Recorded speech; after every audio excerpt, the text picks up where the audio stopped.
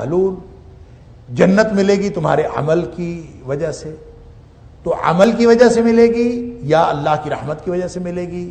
ان دونوں میں بظاہر ایسے محسوس ہوتا ہے جیسے تضاد ہے، در حقیقت کوئی تضاد نہیں۔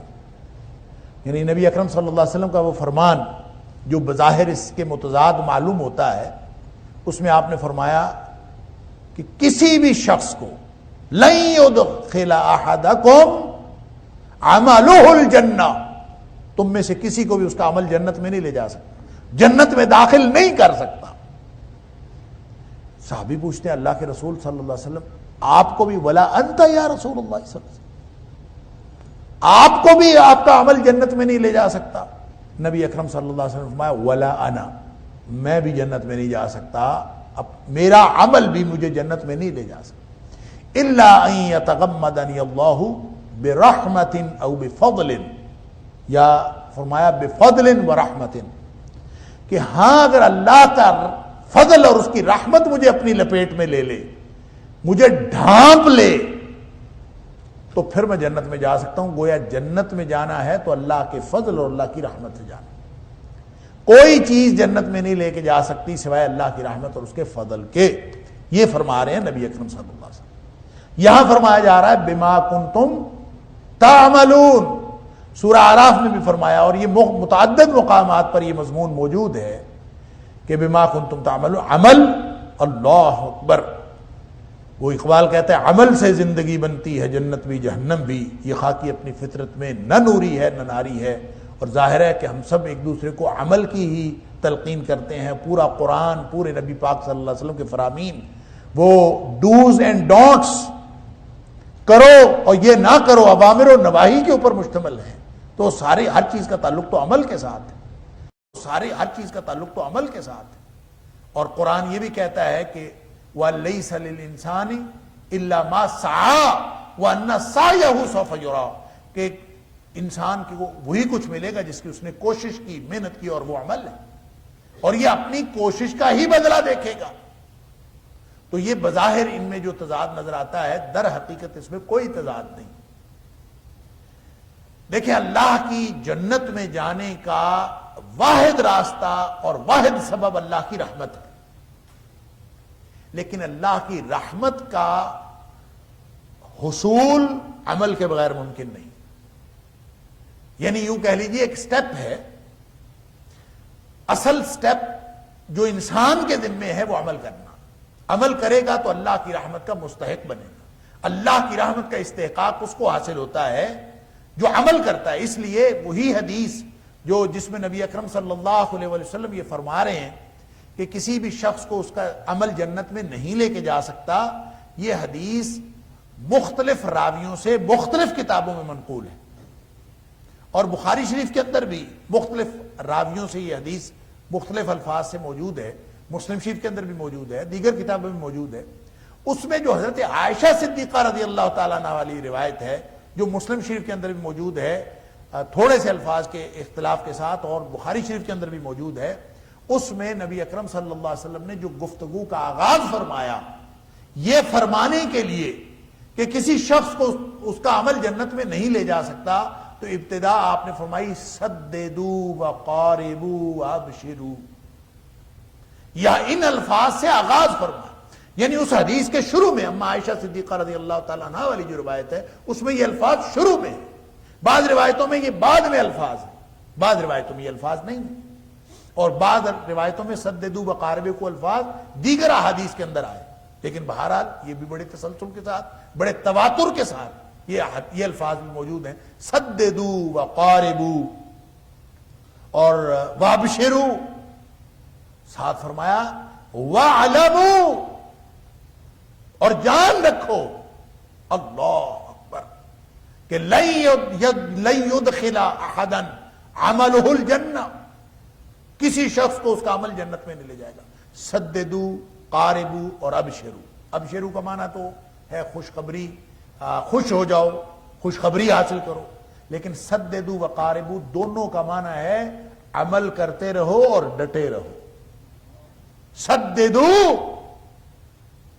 قائم رہو، ڈٹے رہو، وقاربوا، اور تم عمل میں عمل کے ساتھ جڑے رہو، وابشرو، اور پھر خوشخبری حاصل کرو، یعنی عمل خوشخبری، عمل خوشخبری، ڈٹے رہو، قرب حاصل کرو، لگے رہو اور خوشخبری حاصل کرو۔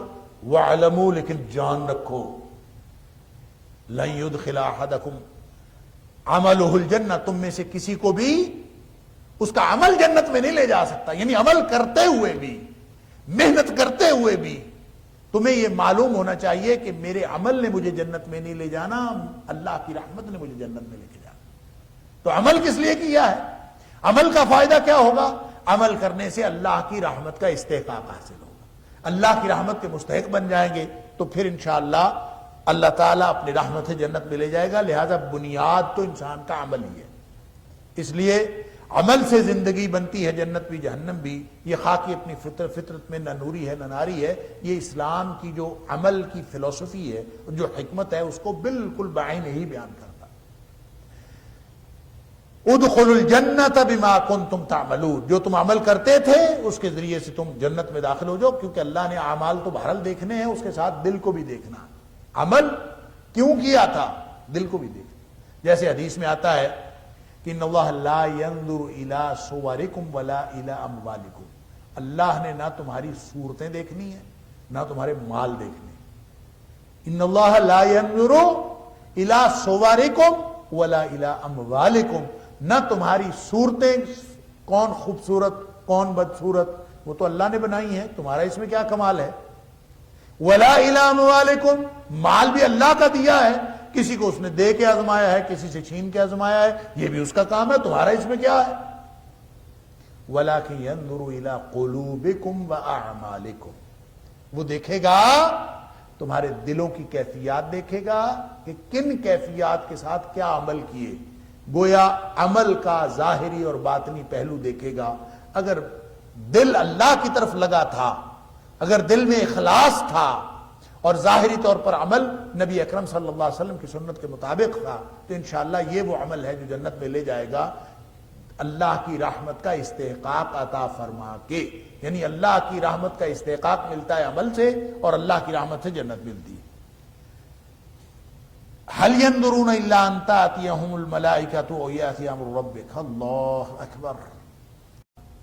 جو انہوں نے اعمال کیے تھے ان کے برے نتائج ان تک پہنچ گئے، اللہ اکبر۔ یعنی عمل کی وجہ سے جنت ملی جو جنت میں گئے، اور عمل کی وجہ سے ان کو عذاب پہنچا، برے نتائج، سیئات ما عملوا، جو مصیبتیں ان کے اوپر پہنچی ان کے کرتوتوں کے سبب۔ اللہ اکبر۔ یہ وہی بات ہے جو اللہ تعالیٰ مختلف مقامات پر فرماتا ہے، جیسے سورہ اعراف کے اندر فرمایا کہ جھوٹے نکلے، وَلَكِنْ كَذَّبُوا فَأَخَذْنَاهُم بِمَا كَانُوا يَكْسِبُونَ، کہ لوگ جھوٹے نکلے، انہوں نے جھٹلایا، تکذیب کی، اور ان کی تکذیب کرنے کی وجہ سے ہم نے ان کے کرتوتوں کے سبب ان کو پکڑ لیا۔ یا پھر سورہ روم کے اندر فرمایا ظاہر الفساد فی البر والبحر بما کسبت ایدی الناس، لوگوں کے کرتوتوں کے سبب خشکی اور تری کے اندر فساد اور بگاڑ پیدا ہو گیا۔ اللہ، تو یہاں اللہ تعالیٰ فرماتا ہے فَأَصَابَهُمْ سَيِّئَاتُ مَا عَمِلُوا، ہوا کیا کہ ان کے اعمال کا، ان کے کرتوتوں کا جو برا نتیجہ تھا، برے نتائج تھے، انہوں نے ان کو آن لیا۔ فَأَصَابَهُمْ، ان تک آن پہنچی، سیئات، برے نتائج، ما عملوا، جو انہوں نے کیا تھا، وَحَاقَ بِهِمْ، اور گھیر لیا ان کو، ما كانوا بِهِ يَسْتَهْزِئُونَ، اس چیز نے جس کا وہ استہزاء کرتے تھے، جس کا مذاق اڑاتے تھے۔ اور مذاق وہ کس کا اڑاتے تھے؟ جب اللہ کے انبیاء کہتے تھے کہ تمہارے اوپر عذاب آ جائے گا تو مذاق اڑاتے تھے، لیا عذاب، کدھر ہے عذاب؟ اللہ اکبر۔ عذاب کے ڈراوے کو مذاق میں اڑا دیتے تھے، تو وہ ان تک پہنچ گیا۔ اللہ اکبر۔ تو یہ پچھلی امتوں کا اور پچھلی امتوں کے اوپر آنے والے عذاب کا حوالہ دے کر بار بار یہ تذکیر کی جا رہی ہے، تو تذکیر بھی ایام اللہ بھی ساتھ ساتھ ہو رہی ہے، تذکیر بھی اعلیٰ اللہ کے۔ وقال الذین اشرکوا، اور مشرکوں نے یہ بھی کہا، جن لوگوں نے شرک کیا، وقال الذین، وہ انہوں نے کہا، اور وہ کہتے ہیں اشرکوا، جنہوں نے شرک کیا، لو شاء اللہ، اگر اللہ چاہے یا اللہ چاہتا، ما عبدنا من دونہ من شیء، تو ہم پھر اللہ کے علاوہ کسی اور چیز کی بندگی نہ کرتے اور معبودوں کو ہم نہ پوجتے اگر اللہ چاہتا. نحن ولا آباؤنا، نہ ہم کرتے شرک، نہ ہم کسی اور کو پوجتے، نہ ہمارے آبا و اجداد کسی اور کو پوجتے. ولا حرمنا من دونہ من شیء، اور نہ ہی ہم اس کے حکم کو چھوڑ کر کسی چیز کو خود سے حرام ٹھہراتے. کذالک فعل الذین من قبلہم، اللہ تعالیٰ فرماتا ہے اسی طرح کیا ان سے پہلے لوگوں نے. جس طرح کے بہانے یہ بنا رہے ہیں اس طرح کا بہانہ اس سے پہلے لوگوں نے بھی کیا. فہل علی الرسل الا البلاغ المبین، بس رسول کے اوپر یا رسولوں کے ذمے سوائے پہنچا دینے کے اور کچھ نہیں. فہل علی الرسل، پس نہیں ہے رسولوں کے ذمے الا مگر البلاغ المبین، واضح طور پر پہنچا دینا. یہ وہ بہانہ ہے جو مشرکین، صرف مشرکین مکہ نے نہیں یہ بہانہ بنایا، تاریخ کے ہر مشرک کا، یعنی انسانی تاریخ کے ہر مشرک کا یہ بہانہ رہا ہے. یا کہہ لیجئے کہ یہ مشرکین کا تاریخی مزاج ہے جو اللہ کریم نے یہاں بیان فرمایا. اور یہی آیت تقریباً اس سے ملتے جلتے الفاظ میں سورۃ الانعام کی آیت نمبر 148 میں تقریباً اس سے ملتی جلتی بات اللہ کریم نے وہاں بھی فرمائی کہ سَيَقُولُ الَّذِينَ أَشْرَكُوا، ان قریب کہیں گے. یہاں فرمایا وَقَالَ الَّذِينَ أَشْرَكُوا، وہاں فرمایا سَيَقُولُ الَّذِينَ أَشْرَكُوا، ان قریب کہیں گے وہ لوگ جو شرک کرتے ہیں. کیا کہیں گے؟ لَوْ شَاءَ اللَّهُ مَا أَشْرَكْنَا وَلَا آبَاؤُنَا، اگر اللہ چاہتا تو نہ ہم شرک کرتے، نہ ہمارے آبا و اجداد شرک کرتے. وَلَا حَرَّمْنَا مِنْ شَيْءٍ، نہ ہی ہم کس چیز کو خود سے حرام ٹھہراتے. وہاں اللہ تعالیٰ فرماتا ہے آیت نمبر 148 سورہ انعام کے اندر كَذَلِكَ كَذَّبَ الَّذِينَ مِن قَبْلِهِمْ، اسی طرح تکذیب کی تھی، جھٹلایا تھا ان لوگوں نے جو پہلے تھے. یہاں اللہ فرماتا ہے كَذَلِكَ فَعَلَ الَّذِينَ مِن قَبْلِهِمْ، اسی طرح کے کرتوت کیے تھے ان لوگوں نے جو پہلے تھے. حَتَّى ذَاقُوا بَأْسَنَا، وہاں سورہ انعام میں اللہ تعالیٰ فرماتا ہے یہ کرتے رہے حَتَّى ذَاقُوا بَأْسَنَا، یہاں تک کہ انہوں نے پھر ہمارا عذاب چکھ لیا، یعنی ہمارا عذاب پہنچ گیا ان کو. تو ابھی گویا ان کے اوپر بھی اللہ کا عذاب پہنچنے والا ہے. اگر یہ باز نہیں آتے تو ان کے اوپر بھی اللہ کا عذاب پہنچ جائے گا. اور بہانہ کیا ہے؟ یہ تاریخ کا ہر مشرک یہ بہانہ بناتا ہے کہ میرا اگر یہ شرک اللہ کو پسند نہ ہوتا تو اللہ مجھے روک لیتا. یہ بہانہ ہوتا. وہ کہتے ہیں ہم جو شرک کر رہے ہیں، وَلَوْ شَاءَ اللَّهُ، اگر اللہ یہ چاہتا کہ یہ شرک نہ کرے، اگر یہ شرک ہوتا اور اللہ ہمیں روک لیتا، تو اللہ نے نہیں روکا، ہم شرک کرتے جا رہے ہیں، اللہ ہمیں کوئی نہیں روک رہا. ہم وہ ساری باتیں کیے جا رہے ہیں جن سے تم روکتے ہو، اللہ ہمیں نہیں روکتا. تو اس کا مطلب ہے اللہ ہم پر راضی ہے. وہ اس سے یہ انٹرپریشن لیتے تھے کہ اللہ ہم سے راضی ہے، اللہ ہمیں ہمارا ہاتھ پکڑ کر، ہمارے قدم روک کر، ہماری زبان بند کر کے ہمیں شرک سے نہیں روکتا. اور اگر اللہ چاہتا، لو شاء اللہ، اگر اللہ چاہتا، ما عبدنا من دونہ من شیء، تو ہم اللہ کے علاوہ کسی اور کی بندگی نہ کرتے. یہ جو تم کہتے ہو کہ اللہ کے علاوہ ہم اور چیزوں کی پوجا کرتے ہیں، تم نہ کرتے. نحن ولا آباؤنا، نہ ہم کرتے نہ ہمارے آبا و اجداد کرتے. تو جس راستے پر ہمارے آبا و اجداد رہے، ایک پوری تاریخ ہے. تو گویا اللہ نے نہیں روکا، اللہ نے ہمیں، نہ اللہ کا عذاب آیا، نہ اللہ تعالیٰ نے ہمیں ہاتھ سے پکڑ کے روکا. تو اس کا مطلب یہ ہے کہ اللہ تعالیٰ نے انڈورس کر دیا ہے، تصدیق فرما دی ہے ہمارے شرک کی. یہ بہانہ تاریخ کا ہر مشرک بناتا ہے. ہر مشرک شرک کو نیکی سمجھ کے کرتا. تاریخ کے ہر مشرک کا مزاج یہی ہے، کرتا شرک ہے، منسوب اس کو اللہ کی مرضی کے ساتھ کرتا. وہ کہتا ہے اللہ کی مرضی ہے، اور وہ بتوں کو پوج رہا ہوتا ہے، کہتا ہے بت جن کے نام پر ہم نے بنایا یہ بھی تو اللہ کے بندے تھے. تو ہمارے آبا و اجداد بھی صالحین کے بتوں کی پوجا کرتے رہے. ہم اگر کر لیں گے تو کیا ہوگا؟ اگر اللہ چاہتا تو نہ ہمارے آبا و اجداد کرتے نہ ہم کرتے. یہ وہ بہانہ ہے جو ہر دور کے مشرک بناتے رہے ہیں. اللہ اکبر. اب اس بہانے کو اب ظاہر ہے اللہ تعالیٰ روک تو نہیں رہا، یہ بات ان کی ٹھیک ہے. اللہ تعالیٰ نے ان کو ہاتھ سے پکڑ کے روکا تو نہیں. اللہ تعالیٰ نے شرک کے اڈے تباہ تو نہیں کیے. اللہ تعالیٰ نے مشرکین کو تباہ و برباد تو کوئی نہیں کیا.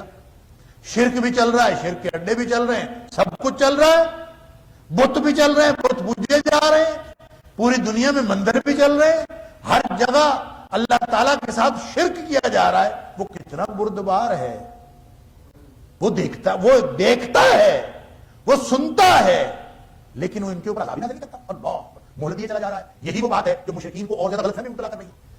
ان کا جو مائنڈ سیٹ ہے وہ اور پختہ ہوتا جا رہا ہے۔ ٹھیک ہے، ابا جی بھی ٹھیک کرتے تھے، دادا جی بھی ٹھیک کرتے تھے، سب نے ٹھیک کیا تو ہم بھی ٹھیک کر رہے ہیں، ٹھیک نہ ہوتا تو اللہ روک لیتا، نہیں روکا اس کا مطلب ہے ٹھیک ہے۔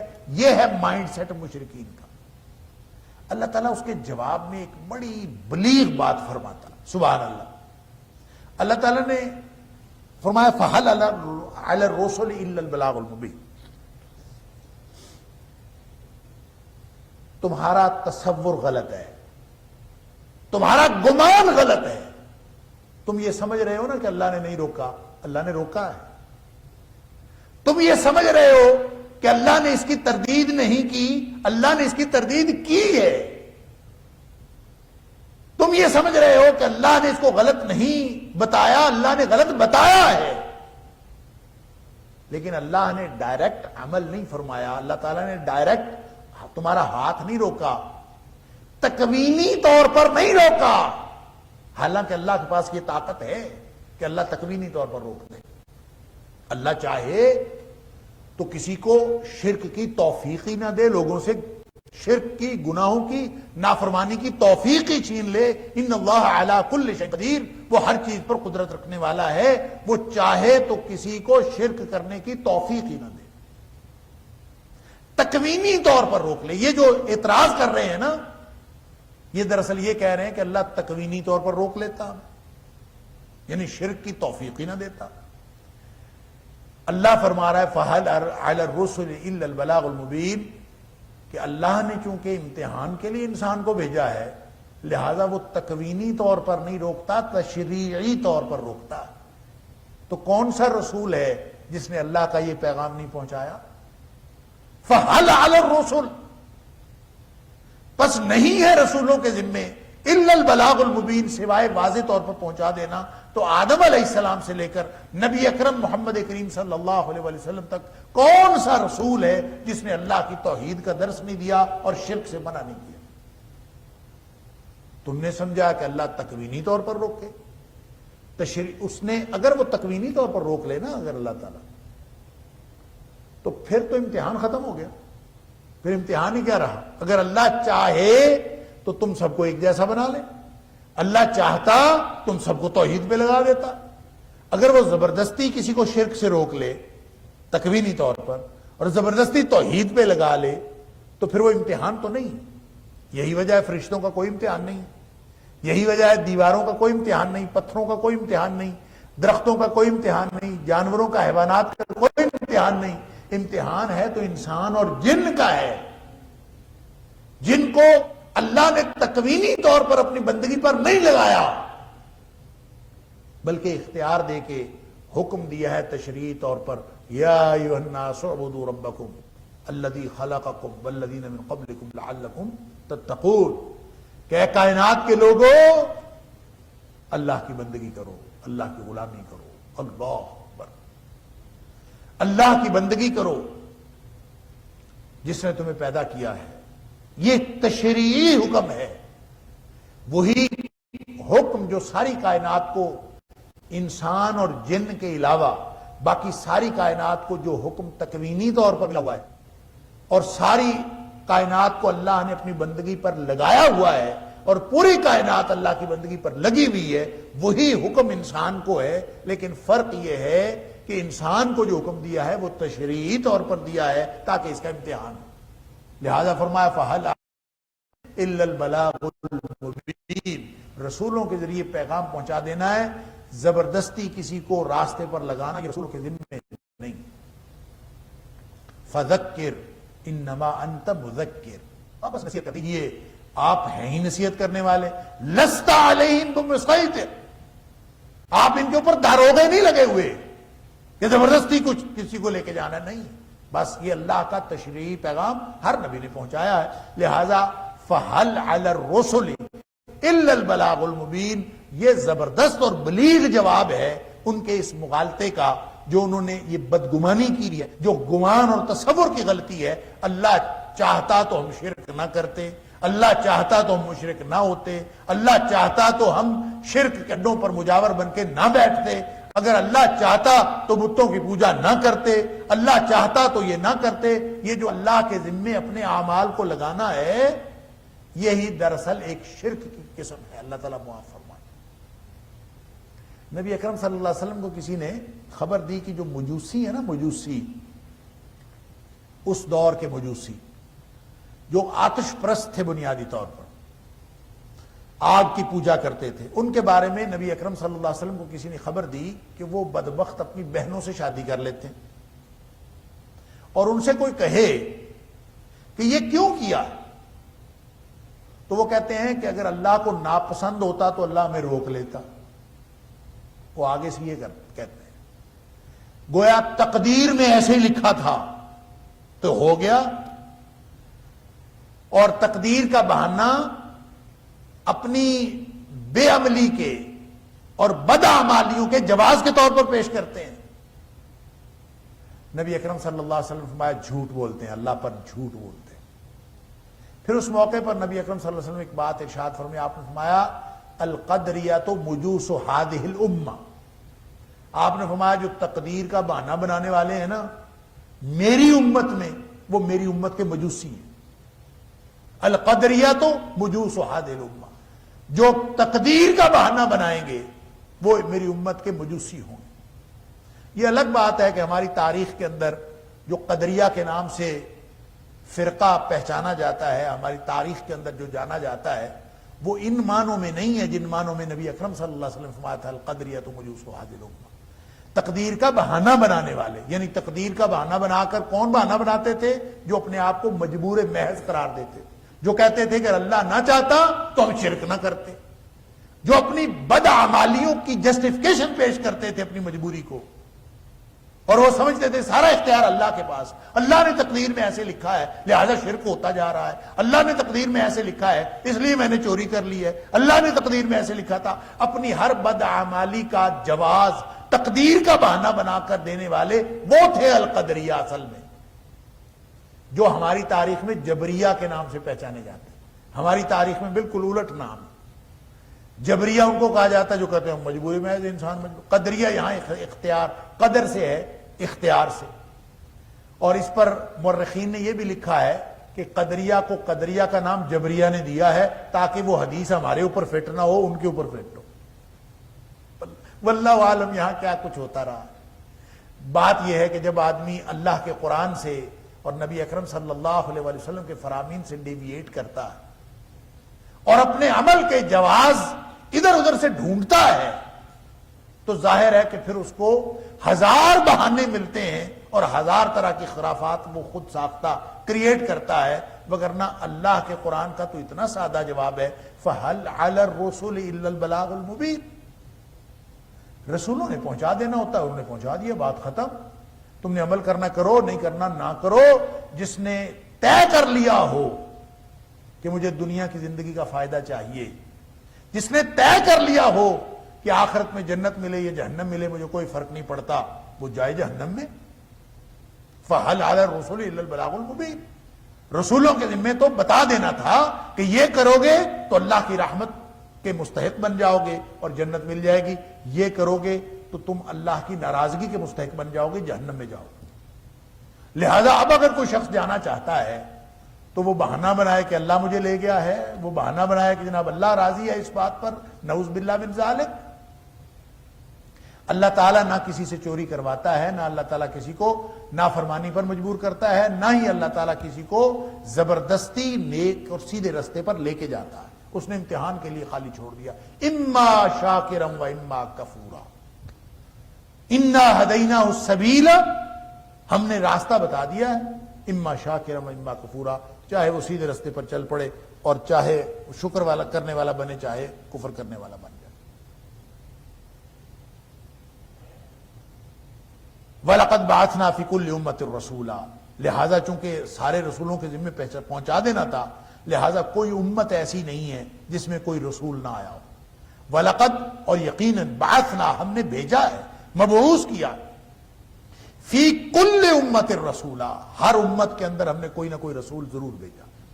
اللہ، اب چونکہ پہنچانا تھا اور اللہ کا روکنا تکوینی طور پر نہیں ہے، تشریعی طور پر ہے، تو شرعی حکم دینے کے لیے شرعی علم رکھنے والے انبیاء کرام اللہ نے ہر معاشرے کے اندر، ہر طبقے کے اندر بھیجے ہیں. کوئی امت ایسی نہیں جس کے اندر کوئی نہ کوئی رسول نہ آیا ہو. ہم نے ہر امت کے اندر رسول بھیجا ہے. وَلَقَدْ بَعَثْنَا اور یقیناً ہم نے بھیجا ہے، مبعوث کیا ہے، فی کل امت الرسولہ ہر امت کے اندر ایک رسول. یہ وہی بات ہے جو دیگر مقامات پر اللہ تعالیٰ نے یہ بات کیٹاگوریکلی فرمائی، ان من امت الا خلا فیہا نذیر. کوئی امت ایسی نہیں ہے جس کے اندر کوئی نہ کوئی ڈرانے والا نہ آیا ہو.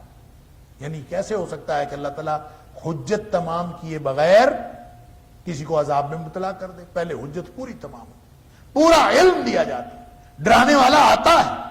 ان من امت الا خلا فیہا نذیر، کوئی امت ایسی نہیں ہے جس کے اندر کوئی ڈرانے والا نہ آیا ہو. وَلِكُلِّ قَوْمٍ ہاد، دوسری جگہ فرمایا ہر قوم کے لیے ایک رہنما اور ہادی ہم نے بھیجا ہے، راستہ دکھانے والا ہر قوم کے اندر بھیجا ہے. اور وہی راستہ دکھانے والا کون ہے؟ فی کل امت الرسولہ، ہر امت کے اندر ایک رسول آیا ہے. اس نے آ کے کیا پیغام دیا ہے؟ اس نے پیغام دیا ہے 2 حرفی پیغام ہے. اس کی ایک جہت یہ ہے ان اعبدوا اللہ، کہ تم سب اللہ کی غلامی میں آ جاؤ، اللہ کی بندگی کرو. واجتنبوا الطاغوت، اور طاغوت سے بچ جاؤ. اب طاغوت کیا ہے؟ طاغوت سے مراد شیطان بھی ہے، طاغوت سے مراد بت بھی ہے، طاغوت سے مراد جو خرافات، جو رسمیں اس وقت کی جاتی تھی وہ بھی ہیں. طاغوت سے مراد ہر وہ چیز ہے جو اللہ کی یاد سے اور اللہ کی بندگی سے غافل کر دے. کیونکہ طاغوت، پہلے بھی اس کے اوپر بڑی تفصیل سے بات ہو چکی، طاغوت طغیان سے ہے. طغیان کا مطلب ہوتا ہے سرکشی. تو سرکشی کا رویہ ہی صرف ہونا وہ بھی طاغوت ہے. اللہ سے بغاوت پر اکسانے والی خواہش بھی طاغوت ہے. وہ آرزو اور وہ تمنا بھی طاغوت ہے جو اللہ تعالیٰ کی نافرمانی پر اکسائے، جو اللہ کے رسول صلی اللہ علیہ وسلم کی نافرمانی پر مجبور کرے، وہ طاغوت ہے. وہ مجبوری بھی طاغوت ہے کہ انسان اس مجبوری کا بہانہ بنا کر اللہ اور اس کے رسول صلی اللہ علیہ وسلم کی نافرمانی دانستہ طور پر کرے. مجبوری کے بہانے ہم سے نہیں ہو سکتا، میرے سے نہیں ہوتا جی، اللہ میرے سے نہیں ہوتا. یہ ہم سے اکثر لوگ ہم میں سے وہ بہانہ یہی بناتے ہیں، حدیث سن لی، قرآن سن لیا، بات تو ٹھیک ہے لیکن میرے سے ہوتا نہیں. اللہ اکبر، میرے سے ہوتا نہیں، یہ اتنا خوفناک کام ہے، مجھ سے نہیں ہوتا. اسی سے سارا بگاڑ ہے، اسی سے سارا فتنہ ہے. اور ہم سب، مجھ سمیت ہم سب کہیں نہ کہیں یہ ڈنڈی مار رہے ہیں دین کے اندر. اللہ تعالیٰ کو آپ فرمائے. اللہ کا فرمان سنا، نبی اکرم صلی اللہ علیہ وسلم کو فرمان سنا اور ساتھ ہی کہہ دیا مجھ سے نہیں ہوتا. بات تو ٹھیک ہے، میں کر نہیں سکتا، مجبور ہوں. بس یہ کہنا اتنا خطرناک ہے. اللہ اکبر. ایک تو حدیث وہ سن لیجئے جس میں نبی اکرم صلی اللہ علیہ وسلم نے، آپ کے علم میں ہے میں دہرا دیتا ہوں، کہ نبی اکرم صلی اللہ علیہ وسلم نے کسی شخص سے کہا تھا کہ بھائی بائیں ہاتھ سے نہ کھاؤ، دائیں ہاتھ سے کھاؤ. تو اس نے آگے سے یہی کہا تھا نا، نبی کریم صلی اللہ علیہ وسلم نے 3 دفعہ فرمایا کل بیمینک، کل بیمینک، دائیں ہاتھ سے کھاؤ، دائیں ہاتھ سے کھاؤ. وہ کھا رہا تھا، کوئی مسئلہ ہوگا اس کو. اگر تو وہ صحابی ہوتا، اگر تو اللہ کے رسول صلی اللہ علیہ وسلم کا جان نثار ہوتا تو صحابہ تو نبی اکرم صلی اللہ علیہ وسلم پر جان نچھاور کر دیتے. وہ تو کوئی منافق تھا، کیونکہ صحابی وہ ہوتا ہے جس نے حالت ایمان میں نبی اکرم صلی اللہ علیہ وسلم کو دیکھا ہو اور حالت ایمان میں ہی وفات پائی ہو. اور جس شخص نے نبی اکرم صلی اللہ علیہ وسلم کو دیکھا حالت کفر میں یا حالت نفاق میں، وہ تو صحابی نہیں ہو سکتا. بہرحال نبی کریم صلی اللہ علیہ وسلم نے اس کو کہا کہ کھاؤ دائیں ہاتھ سے، وہ چپ کر کے بائیں ہاتھ سے کھاتا رہا. بالآخر جب 3 دفعہ نبی کریم صلی اللہ علیہ وسلم نے کہا تو تیسری دفعہ وہ کہتا ہے لا استطیع، میرے سے نہیں کھایا جاتا۔